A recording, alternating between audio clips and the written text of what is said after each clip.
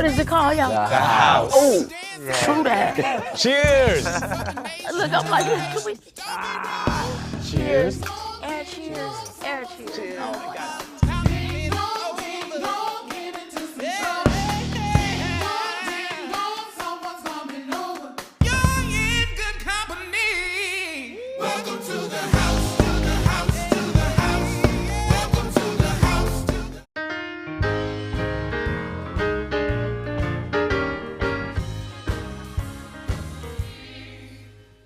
Grace and peace to all of you from God our Creator and from the offspring of His mercy. We thank you today. Welcome to Fox Soul Sunday. It is always my pleasure to invite you and to welcome you into this space, into this moment of learning and understanding as we grow together. That's what this is about.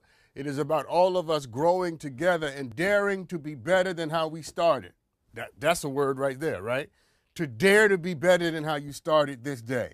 And my hope and my prayer is that by the time you lay back in your bed and go to sleep tonight, you would have grown and improved in ways that will make your life worth the trouble of living. Listen, there are some very basic principles that every human being has to deal with. We all have to live with them. And no matter who you are, it doesn't matter who you are, it doesn't matter how much you've achieved, nobody gets to avoid the promise and the presence of certain basic principles. And they're not complicated ideas. That's what makes principles and wisdom so important. Principles and wisdoms are so important because they are simple. They are, in fact, they are tragically simple. And I use the word or the term tragically simple because you ignore them or you avoid them at your own peril. There are several complicated ideas that you can avoid them and your life will never even bump up next to the consequences of not knowing them. Pythagorean mathematics, how much have you suffered from not knowing that? Kantian metaphysics, how much have you suffered not knowing that? Epistemological virtue, have you ever suffered from not knowing that? No, because these big complicated ideas don't often touch the very substance of our lives, but there are very basic wisdoms that if you don't know them, it will mess you up. And how many famous people and rich people and popular people and regular people have entered into great levels of tragedy and trauma simply because they tried to avoid the consequences of not knowing and learning and living within the limits of certain basic wisdoms. And they're very simple. Here's one. It's not complicated. You've heard this one before. What goes up, guess what? Must come down. It doesn't sound very special, but let me tell you, with all deliberate intention, it is one of the most fundamental wisdoms of life. And I'll tell you why. It means that no matter how high you go, there will invariably and inevitably be a decline. No one stays at the top of the mountain forever. Whoever goes up has got to come down eventually. It is a wisdom that everybody should know. And I'll tell you why. Because the manner by which you rise will also determine the manner by which you come down. If you go up cheating and lying and stealing, then guess what's going to happen on the way down? If you go up stepping over people, breaking people, ruining people, then guess what's going to happen on the way down? What goes up, it must also come down. And you must understand today that if you burn bridges on the way up, then when it's your time to come down, you ain't going to have nowhere to land. If you know going up that you got to come down, then you go up differently. This is good already. If you know going up that you got to come down, then you appreciate being up more because you know it's not going to last forever. Let me give you some advice. Everybody watching, make sure you appreciate where you are right now because the truth of the matter is you will not be there for the rest of your life. You won't be beautiful forever. You won't be young and strong forever. You won't be wealthy forever. Are you hearing what I'm saying to you? All of us have to have an apprenticeship with grief, and all of us have to come down invariably. These are some very basic principles, and nobody gets to avoid them. Here's another one. Giving makes room for more. It is a simple concept. It's not that complicated. You don't need to go to Harvard or Yale or Oxford or Morehouse or Spelman or Howard to get it. If you understand that basic concept, your life will be better. Giving makes room for more. Here's what it means. It means the more you give, the more life is willing to fill the vacuum that you created from giving. Because creation hates a vacuum. If you give, The hole that's created from what you've given away will be filled by something. But if you don't give, if you hold on to everything, then you don't have room for more. Life can't give you more if you're holding on to everything that you have. Are you understand what I'm saying? You want more money, you don't have room for it. I know you think you do because your bank account isn't full, but what you need to understand is not about how much money is in the bank, it's about how much giving is in your heart. Giving makes room for more. And when you understand that God and life and love will fill the space that you create with your giving, then you're not afraid to be a giver. There's a reason why givers always have something to give, and people who are getters are always in need. This is so good. There's a reason why givers are always able to give, and takers always need, because takers are always taking. And there is no promise to taking. The promise is the givers. Givers and giving makes room for more. I want you to understand this today, because if you need, I don't have time to go into this really deep, but if you need something if you need more of something, that's the thing that you need to give away. All right, that's not what I want to talk about today. I want to take you into another basic, powerful wisdom. We talked about what goes up must come down. We talked about giving makes room for more. And the great wisdom that I want to talk about today is one of the most fundamental principles that all of us must apply. In the book of Hosea chapter 8, it says this. It says, whatever you sow in the wind, you will reap in the whirlwind. I really could just walk off. That's how good that is. Whatever you sow in the wind, you will reap in the whirlwind. It's a very fundamental principle. And what it means is this, write this down, and this is what we're going to talk about all day. It means that whatever you do, it will come back to you. Whatever you're putting out in the world, it's going to come back to you. Are you understanding what I'm saying to you? And you need to hear this, because whatever you're putting out into the universe, whatever you're putting out into your house or into your children or into your girlfriend, your boyfriend, your husband, your wife, or your family, whatever you're giving out, it's going to come back to you. Because whatever you sow in the wind, you reap in the whirlwind. Some people call it karma, right? You've heard the term karma, right? And people say, I don't want to create bad karma. I want good karma. Karma is an appropriate concept. But the scripture says very simply, the scripture uses the notion of the metaphor of wind and whirlwind. You follow me? Because you throw something in the wind and it comes back to you in the whirlwind. And the interesting thing about wind and whirlwind and karma is that the time that you put it out may not be equal to the time that it comes back. You can put something out into the world and it take 5 years for it to come back. It can take 10 years for it to come back. But just because it takes longer to come back doesn't mean you shouldn't put it out there. Are you following what I'm saying to you? The wind goes out and then the wind comes back.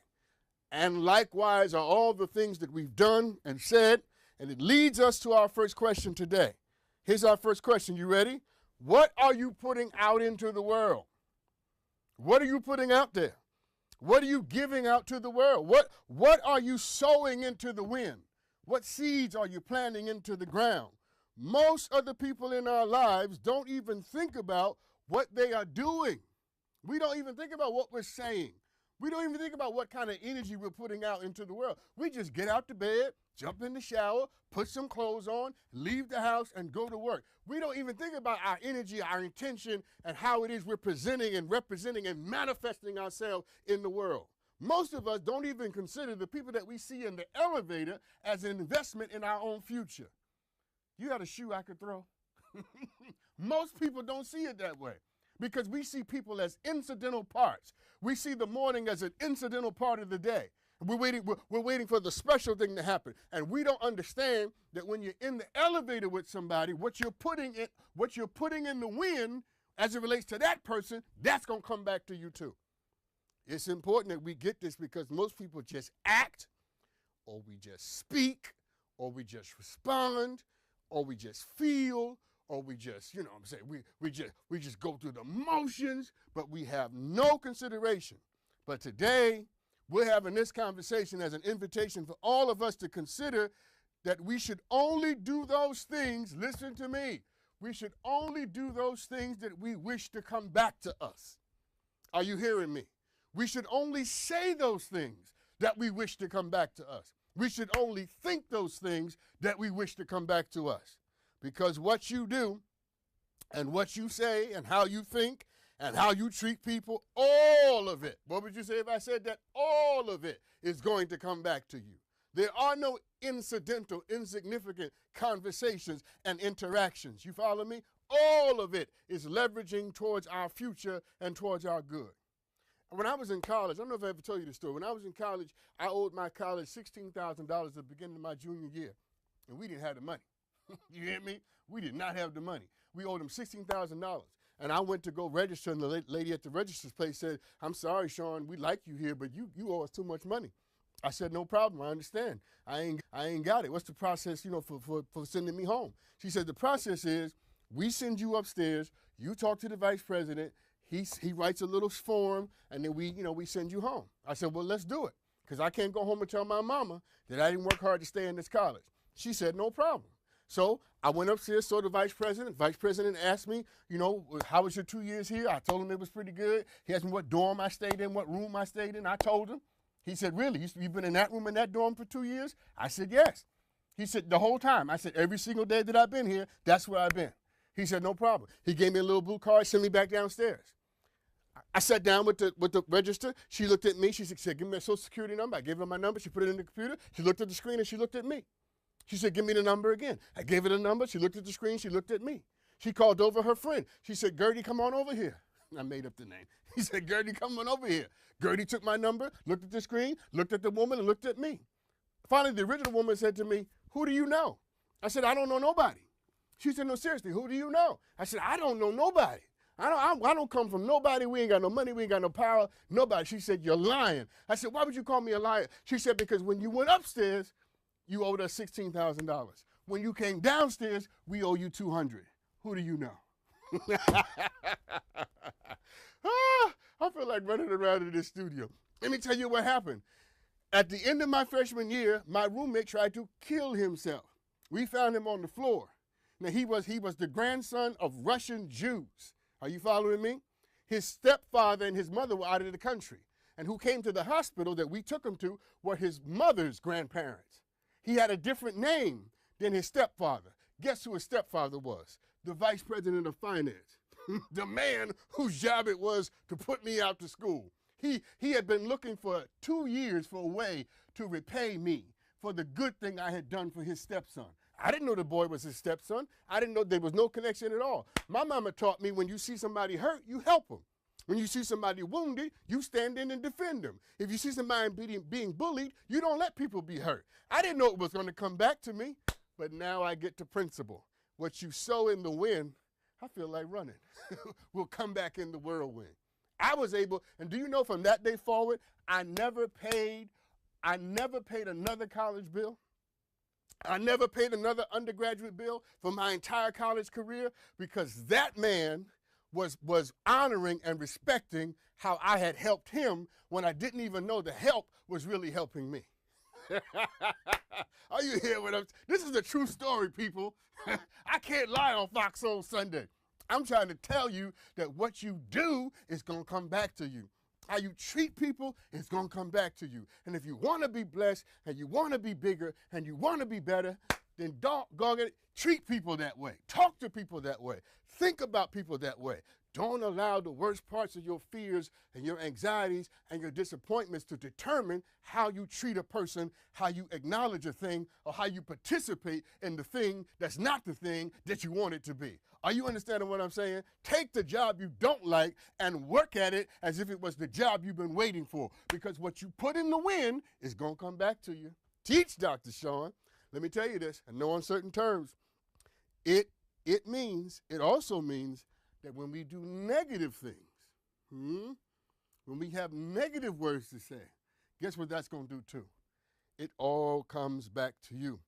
And it doesn't mean that you won't have problems. You're going to have problems. It doesn't mean that if you do good all the time, good is always going to come to you. That's not what I'm saying to you. I'm saying that at a certain point, the things that you, the total amount, the tonnage of the good that you've put in the world, that will show up when you need it to show up the most.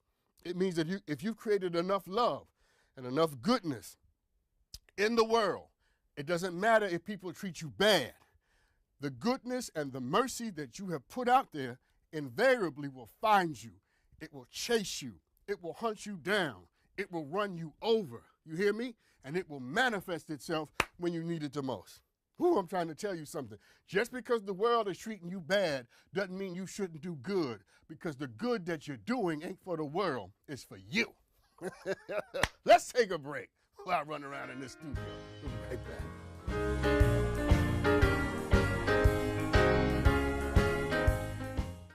I was young when I learned there was a difference between us and them. The only crown I've ever worn is the one growing out of my head. But I have a secret that will expose them all. So whether they like it or not, I belong here.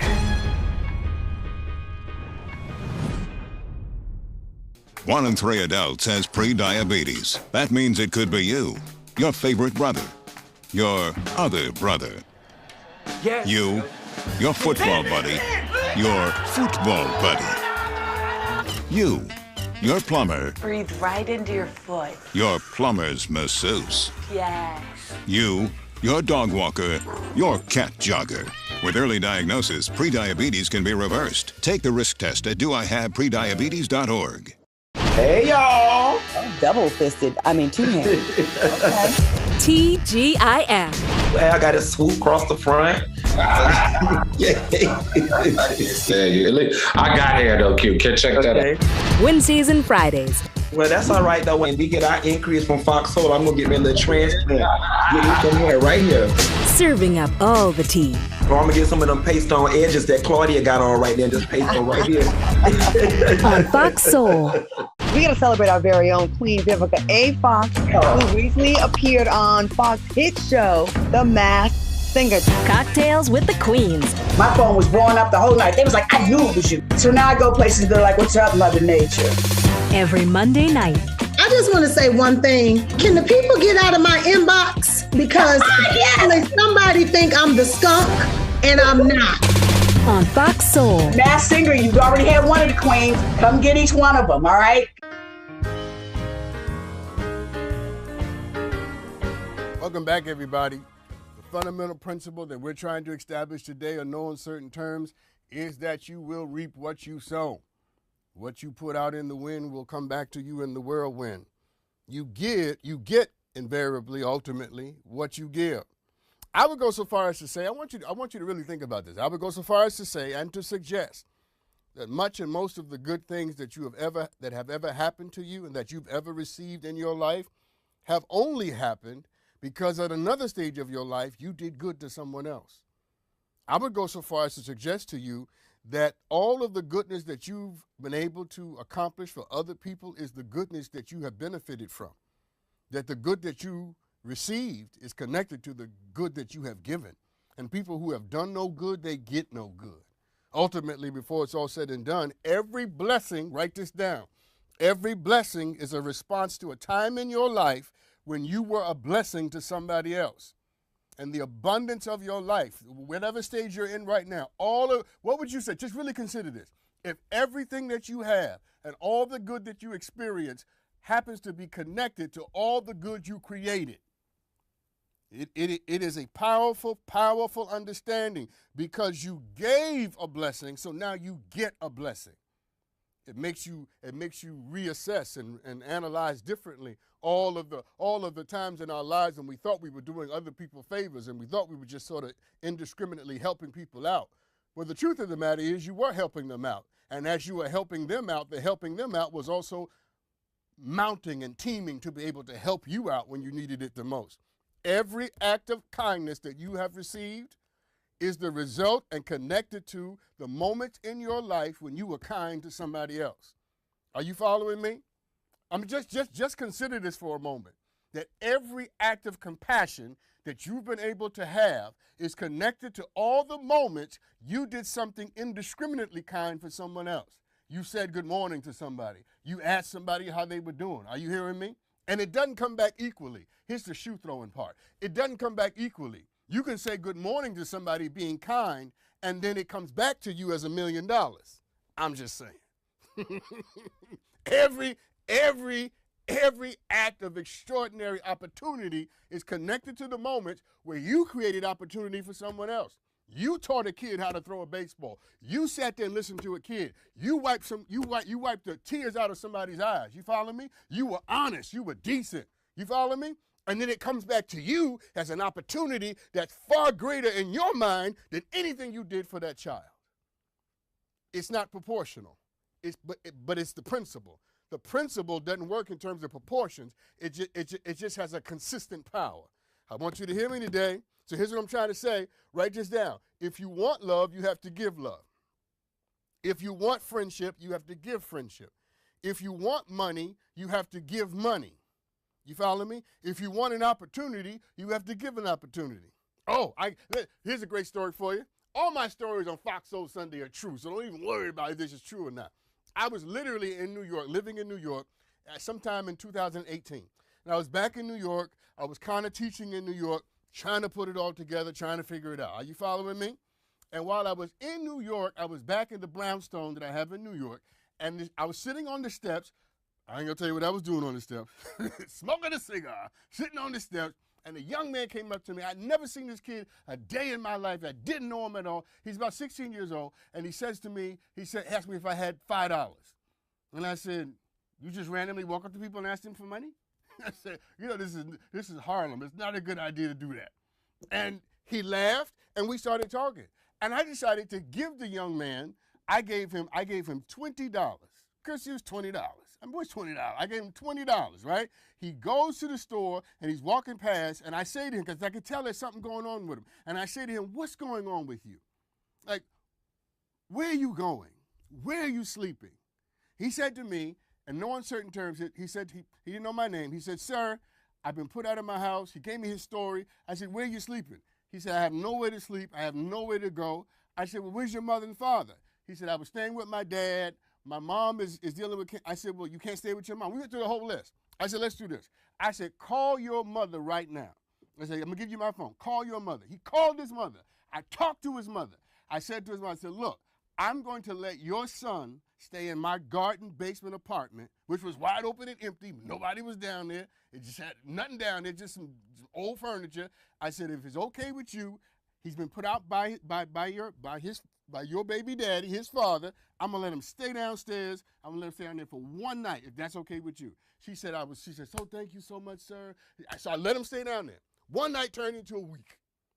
And then he went back to his father's house, and I don't know what happened. I never heard from the boy again. Never saw him again, never heard from him again. I don't know where he is. You ready for it? I gave him an opportunity to have a place to sleep for a week, not in the cold, not running around being taken advantage of, right? And guess what happened to me? 6 years later, I'm on TV. Who's got a shoe I can throw? I'm just trying to tell you that the opportunities you create for other people, which may be insignificant to you, come back to you at tremendous moments. You cannot tell me, you cannot make me believe that those two things are not connected, because I was faithful and honorable with helping this young man not be homeless, giving him an opportunity to be warm, that's not connected to the opportunity that I have to talk to you right now on TV. They are connected, because the good you put out in the world is the good that comes back to you. If you want an opportunity, you got to put an opportunity out there for somebody else. I'm trying to help you get what you want, beloved. I need you to hear me today. It is the truth that we have to live by. Everyone who gives love should expect love. And everyone who gives kindness should expect kindness. And everyone who gives evil should expect evil. Everyone who's shady and petty and mean-spirited, that's what you should expect, because that's what's coming back to you. It may not come back to you today. It may not come back to you this month, next month. It may not come back to you for 6 years, but invariably what you put in the wind will come back in the whirlwind. Do you not understand, brothers and sisters, that you are shaping the substance of your future by how you treat the people who are in your house and around you right now? Oh, my God. You are shaping the substance of your future by how you treat the people who are around you right now. It makes you want to treat them better. It makes you want to act better, think better, talk better, if you understood that what you say to them will be said to you at a critical moment when you need something different to be spoken into your life.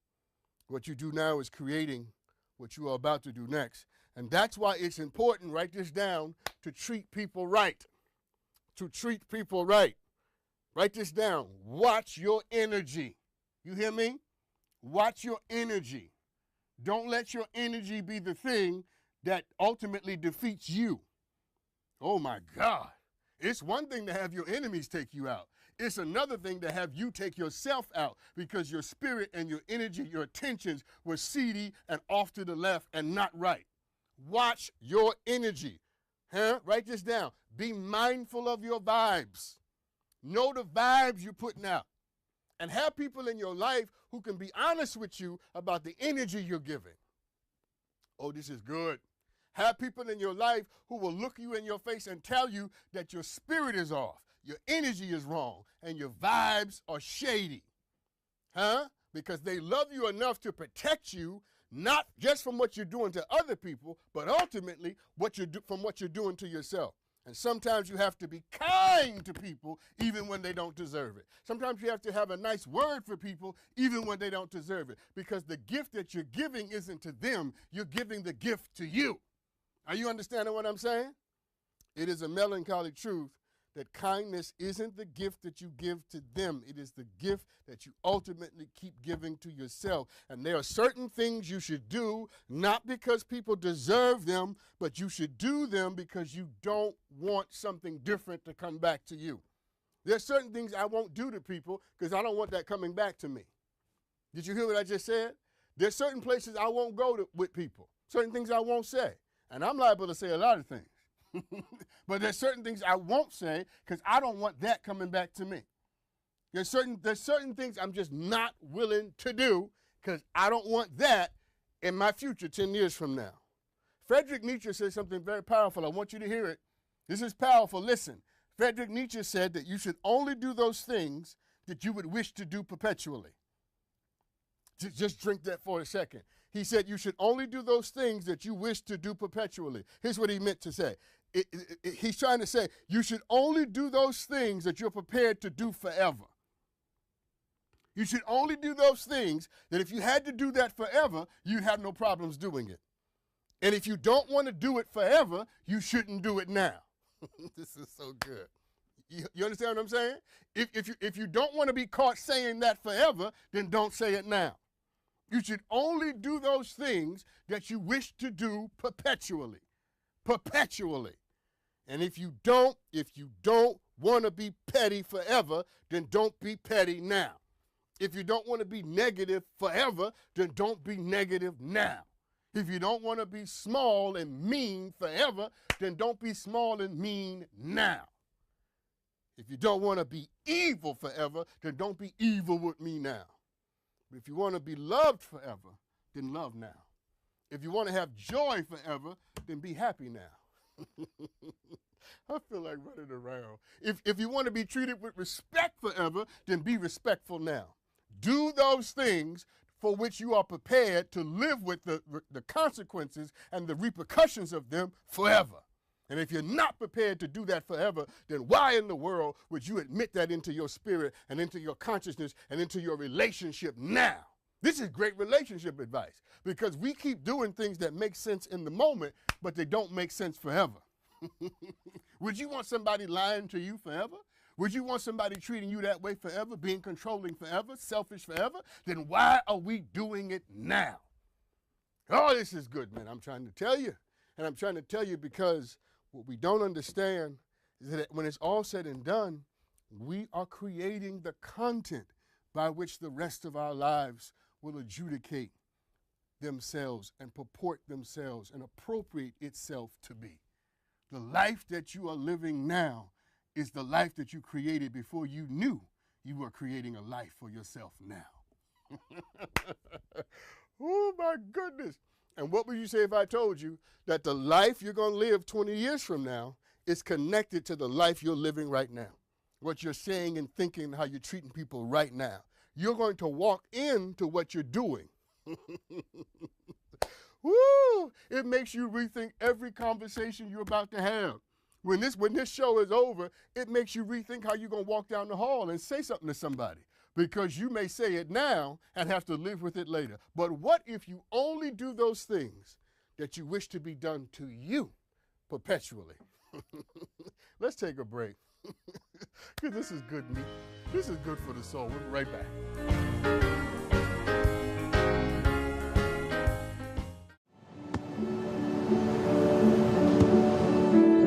I don't remember how it started. Go to that. Oh boy. Our back and forth.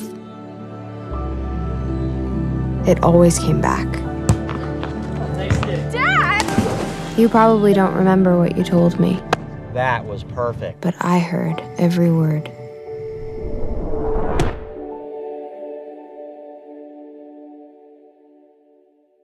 I know what you're thinking. I need a job. I need a new career. Well, I've been there. I've been there. I've been there. I wasn't happy with what I was doing. After high school, I didn't have a plan. I just wanted to start working. I got laid off twice, but you gotta keep going. You just need the right skills. Find an apprenticeship. I found a 2-year IT program. I found a medical course online. I'm now a consultant in the tech space. You have more options than you think. You can do this. You will find something. You will find something new.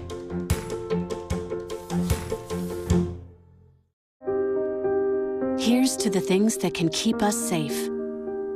Those we use all the time with hardly a thought. Those that are silently standing by to save our lives. And now, those that we carry with us everywhere we go. Many mobile devices will now bring you wireless emergency alerts, real-time information directly from local sources you know and trust. With the unique sound and vibration, you'll be in the know wherever you are. We all know that T.I. is a legend in the game. Fox Soul presents The Mix.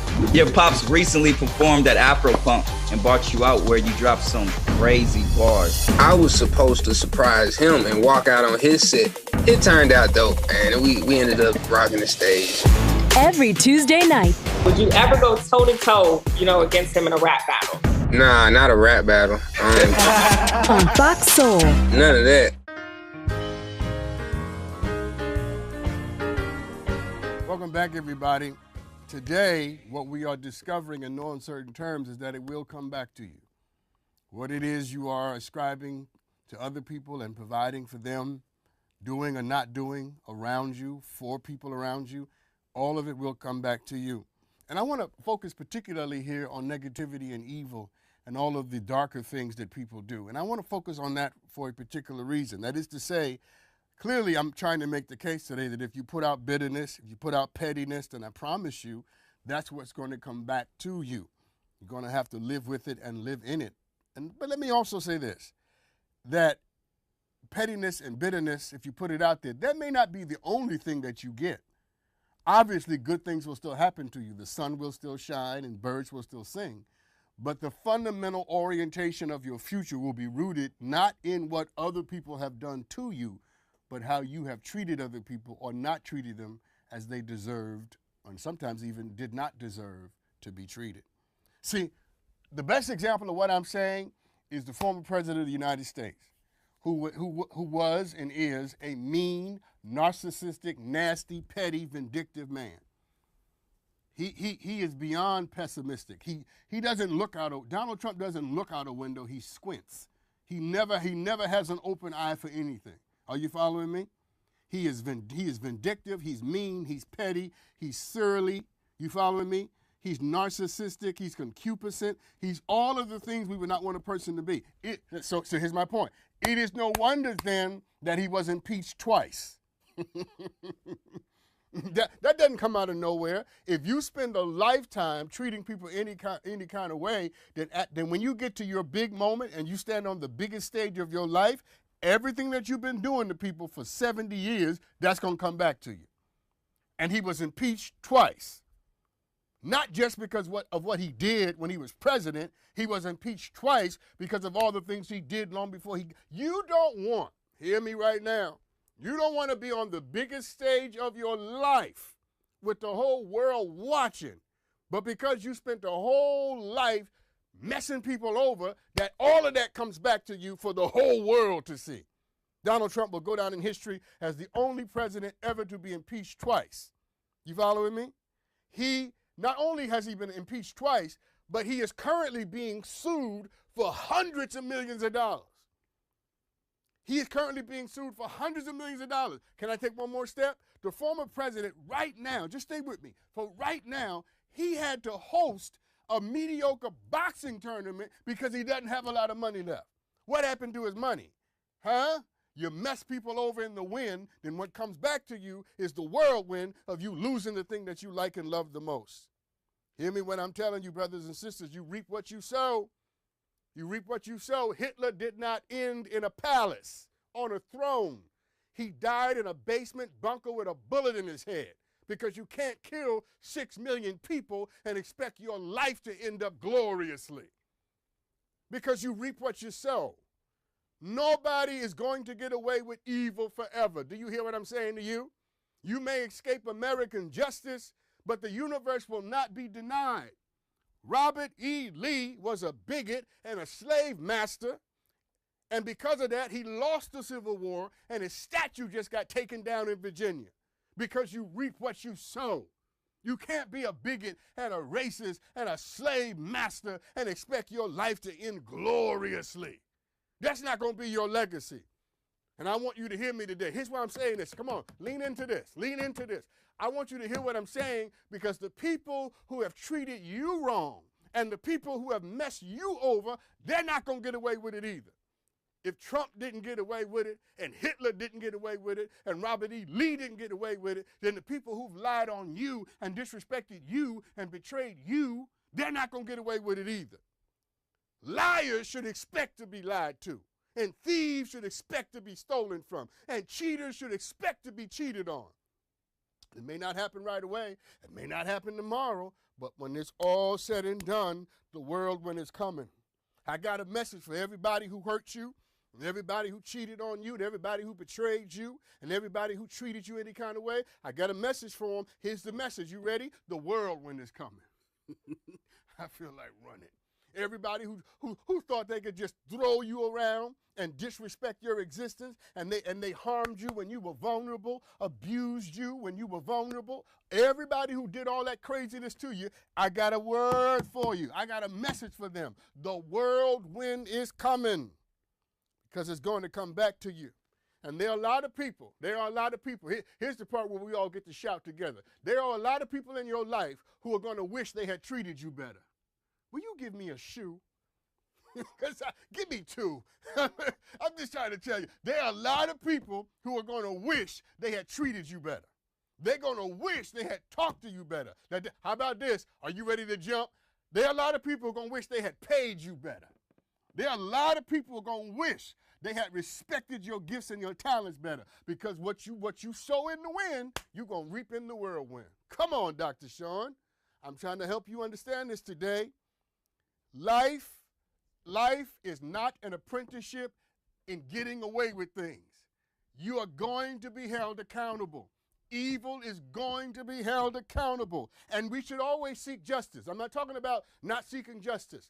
We should always hold people accountable. We should always seek justice. But I'm trying to tell you, listen to me. You don't have to waste your energy on vengeance. Always seek justice. Always seek accountability. But you don't have to waste your energy on vengeance, because they're going to reap what they sow. Before it's all done, they're going to wish they had treated you with kindness and respect and honored your dignity, because life is going to whip them in ways that you never could. There's a great line. There's a great line in The Color Purple. You've seen the movie. If you're black, you should have seen this movie. There's a line in The Color Purple towards the end of the movie when Miss Seeley says to Mister, "All you done to me, already done to you." She said, everything you did to me, Mister, is already done to you. And that's what I want you to understand. I want you to relieve yourself of the burden of feeling like you have to be vengeful and get somebody back. No. Matter of fact, I'm giving you permission right now, listen to me, to pick up your phone and to text the person who's trying to hurt you and break you. Just text them right now and tell them, everything you doing to me, is already done to you. Everything you saying to me is going to come back to you. That's the power of what I'm talking about. It liberates us to go forward with a smile on our face, knowing that life is going to take care of the people who need to be taken care of. Oh, my God. Are you hearing what I'm saying to you? From this day forward, I liberate you from the bondage of vengeance, and I remind you that what you sow in the wind, you will reap in the whirlwind. And not just you, your enemies too. Let's take a break. I need a shit.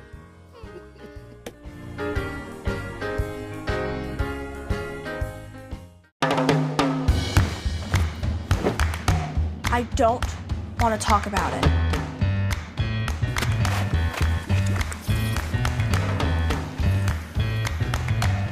I don't want to talk about it.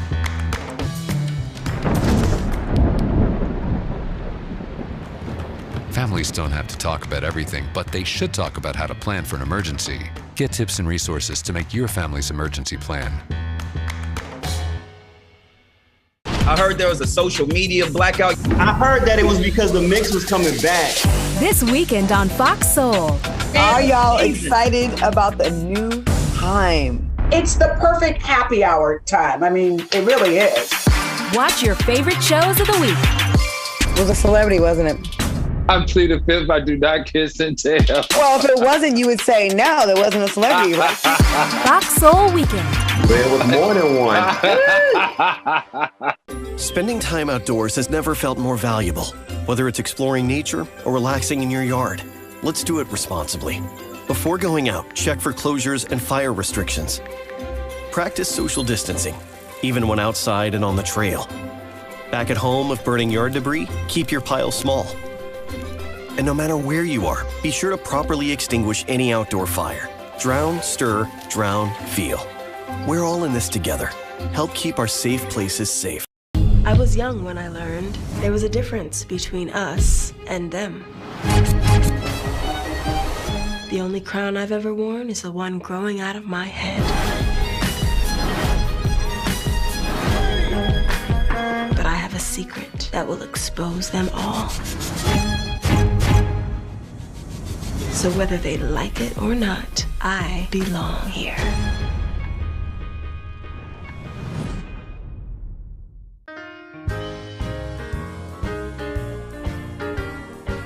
It's a powerful principle that we're trying to trace today.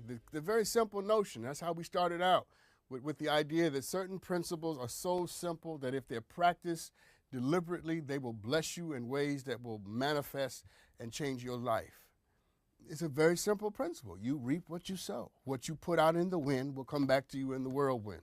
And what I tried to say before we left on our last break was not to be caught up in the need for vengeance, not to try to go an eye for an eye and a tooth for a tooth. You follow what I'm saying? And a life for a life. Because what most of us practice isn't an eye for an eye. We practice an eye for an eyelash. I'm just going to wait for you to get what I just said. For most of the time, it's not an eye for an eye. It's an eye for an eyelash. And the reality is that if you do an eye for an eye, then that cycle perpetuates itself. It keeps going. And that's why Jesus said those that live by the sword will what? One day die by the sword. There's a reason. Listen. You cannot defeat evil with evil. You cannot defeat a lie with another lie. Huh? You can't kill a lie with a better lie. There's a reason why the fire department does not put out fires with fire. I was literally driving to the studio, and there was a fire on the side of the road. This literally happened today. I was driving to the studio, there was a fire on the side of the road. And the fire department was not using fire to put out that fire. They were using water to put out the fire, because you can't defeat a thing using the same thing to defeat it. You have to use its complete contradiction, its opposite. So the only thing strong enough to defeat hate is love.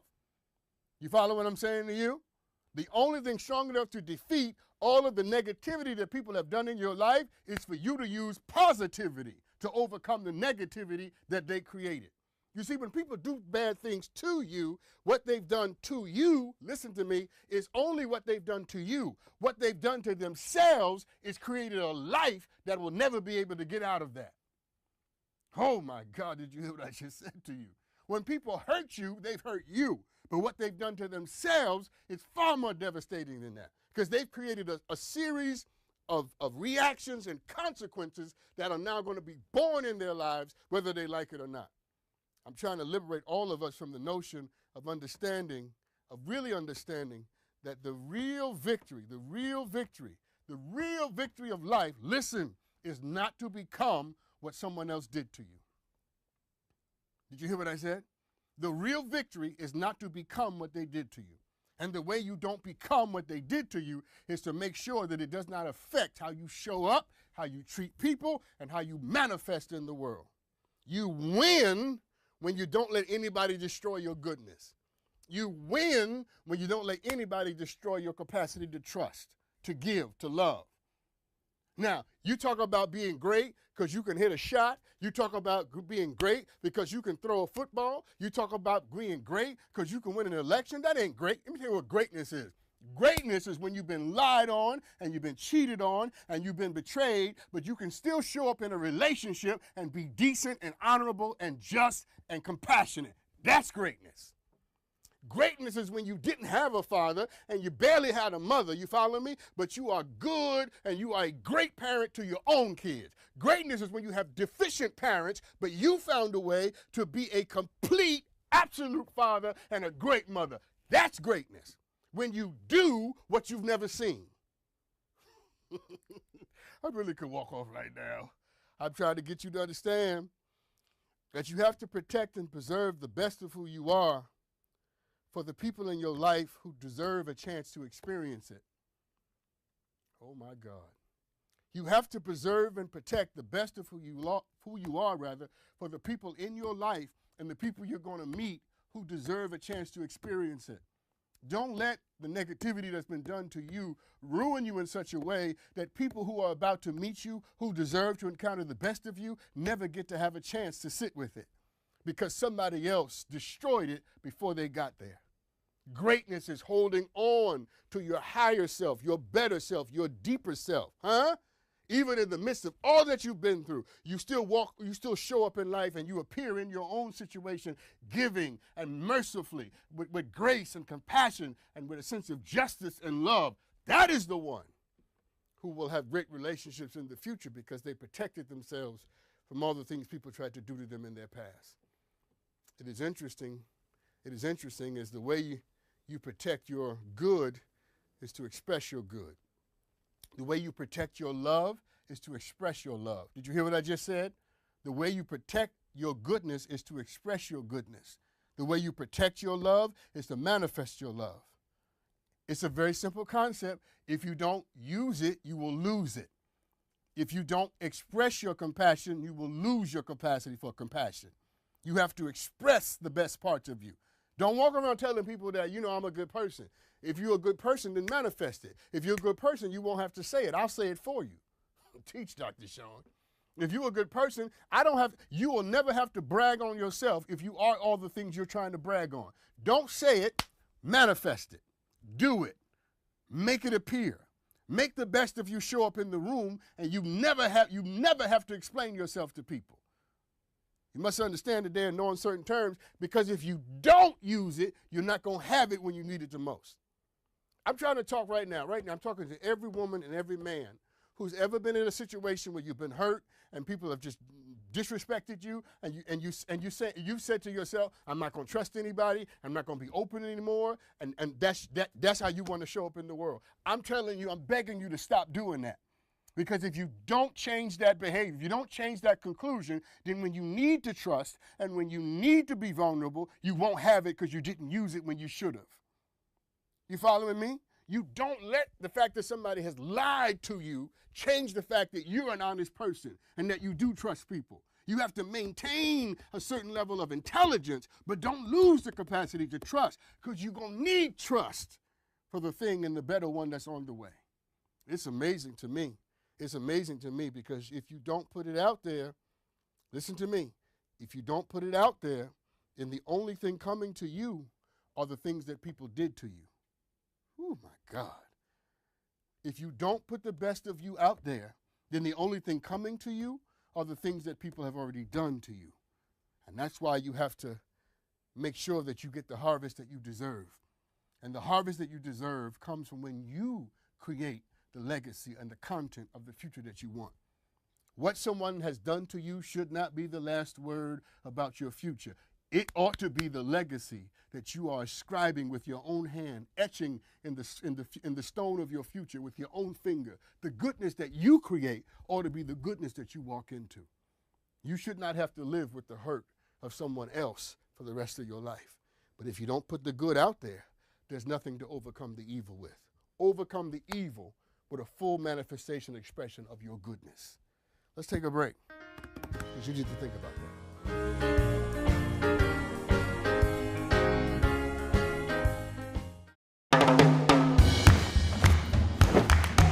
I don't want to talk about it.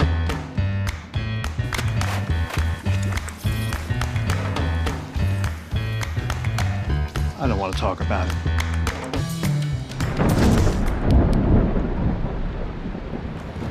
Families don't have to talk about everything, but they should talk about how to plan for an emergency. Get tips and resources to make your family's emergency plan. I heard there was a social media blackout. I heard that it was because the mix was coming back. This weekend on Fox Soul. Are y'all excited about the new time? It's the perfect happy hour time. I mean, it really is. Watch your favorite shows of the week. It was a celebrity, wasn't it? I plead the fifth. I do not kiss and tell. Well, if it wasn't, you would say no, there wasn't a celebrity, right? Fox Soul Weekend. There was more than one. Being prepared is a part of who you are. But it's especially important in the case of a disaster. Be informed about possible emergencies in your area. Make a plan that covers where you'll go in an emergency. Build a kit with the things you need to survive. There's no one more capable of planning for your situation than you. Start your plan today. Go to ready.gov/myplan. Hey, y'all. Oh, double-fisted. I mean, two-handed. Okay. TGIF. Hey, I got a swoop across the front. I got hair though, Q. Check that out. Win season Fridays. Well, that's all right though. When we get our increase from Fox Soul, I'm gonna get me a little transplant. Get me some hair right here. Serving up all the tea. Or I'm gonna get some of them paste on edges that Claudia got on right there and just paste on right here. On Fox Soul. Welcome back, everybody. You reap what you sow. What you put out in the wind will come back to you in the whirlwind. It will come back to you. What I like most about the principle that we've been discovering today, again, it comes from Hosea chapter 8. And in that chapter, it simply says that they who sow in the wind will reap the whirlwind. And what I like about what we've been doing today is if you think about it at the deepest level, what I've been trying to tell you indirectly all day long is this. You get to create the bitterness or the sweetness of your future. You get to determine what your future fruit tastes like. God, it's so good. That's the brilliant thing that we've been doing all day, is I'm trying to get you to understand that you get to determine what your future is going to taste like. Will it be sweet or will it be bitter? The determination about the fruit of that is in your hands. You get to write your own horoscope. You get to determine what the future is going to be because it's in your hands. What you do with your life, how you treat people, that will determine the basic content and the direction of your days. Scripture says that life and death is in the power of the tongue, and I believe that. I believe that life and death is in the power of the tongue. I think that the more you say a thing is the more you're going to hear the thing that you say. Learn to say the things that you learn to hear, and stop waiting for other people to say them to you first. Teach Dr. Sean. Learn how to say what it is you yearn to hear, and stop waiting for someone else to say it. And let me tell you why. If you take the principle that I'm telling you today seriously, here's what you discover. You will discover that if you say it first, and if you keep saying it, eventually the world will repeat it back to you. Just the other day, I was watching the documentary about Muhammad Ali. And how Ali started out his career, hollering about how great he was. You know what I'm saying? Ali, I'm the greatest. Float like a butterfly, sting like a bee. Ali put it out there. And the world thought he was verbose and rambunctious, right? And talked too much and was too loud, right? People didn't like him because he had a lot of, what Ali said, I'm the great. He kept putting it out there. And by the time he died, Time magazine said that Muhammad Ali, was the most beloved man on the planet. Did you hear what I'm saying to you? That nobody was more beloved across the globe than Muhammad Ali. How did he get there? Because he put it out there. He kept saying it himself. And if you keep saying it yourself, the world will have no choice ultimately than to repeat back what you said. Because what you put out in the wind will do what? Will come back to you in the whirlwind. If you keep putting it out there that I ain't nothing, and I'm not cute, and I don't know, you know what I'm saying? I don't like my arms. I don't like my nose. I don't have nice hair. If you keep putting it out there, then that's what's coming back to you. The world will only give you what you're giving the world. The world will give you back what you first handed to the world. But if you show up in the world believing in who you are, liking who you are, enjoying your complexion, in love with your hair, you following me? Liking all of your journey, then the world will have no choice but to acquiesce and to understand that this so-and-so means what they say. Are you following me? Are you following me? We have to stop giving people what we don't want to hear. We have to stop saying what we don't want to be said back to us, because what you put out there and the seed you put in the ground will be invariably the fruit that you enjoy or not enjoy in your life. Just like you can't plant apple seeds and expect oranges, let me say it to you today, you have to ask yourself, what seeds are you putting in the ground? What seeds are you putting in the ground right now? What psychological, emotional, financial, romantic, professional seeds, spiritual seeds are you putting in the ground? Because that's the fruit that you're going to have to eat and live with. Every day of our lives, you ought to people your days and pepper your life with the words and the affirmations and the things that you want the world ultimately to think about you and to know about you, and that you want most of all to be real about yourself. And the more you say them, the more real they become. Ali went around talking about how he was the greatest. He wasn't 22 years old talking about how he was the greatest who ever lived. By the time he was dead, that's exactly what he was. Because life and death is in the power of the tongue. And if you don't, and you should not plant the seed that you don't want to eat the fruit thereof. Don't plant seeds if you don't want that fruit. Are you following me? I want everybody for the rest of this day and the rest of our time together to reassess, to reimagine what it is they want to nourish themselves with. Don't plant seeds if you don't want that fruit. It is a melancholy truth that we have to deal with all kinds of things that we didn't really have to deal with had we had stopped and had someone make us think about what it is we were doing in the moment that we were doing it.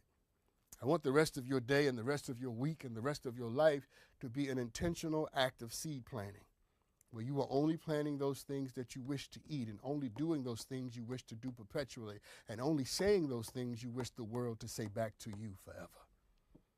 So maybe you ought to sit up straight and lift that head and wipe those tears and square that shoulder and start telling yourself exactly how amazing you are.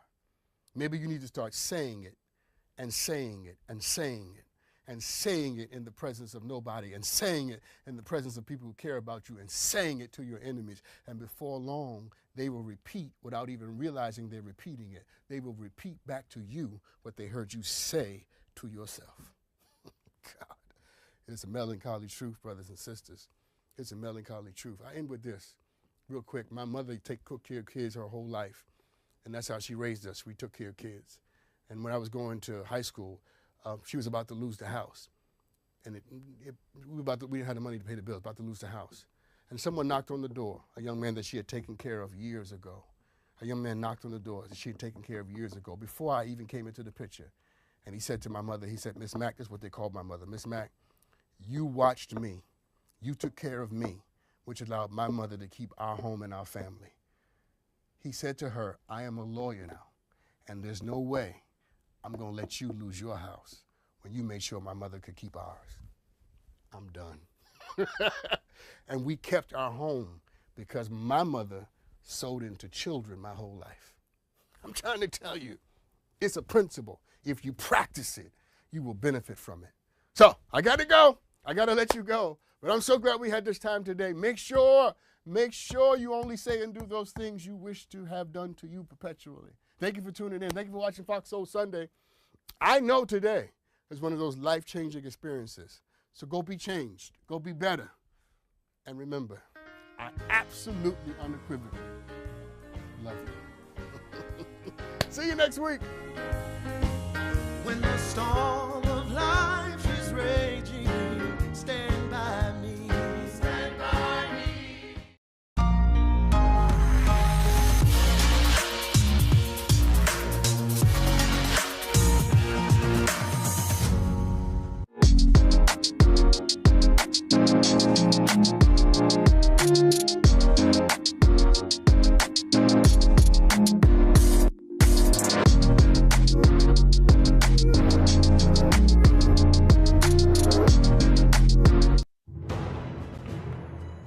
Duty, honor, privilege. Most people are quick to throw around the term hero when they refer to our military veterans, but the reality is, and according to one of my Mafia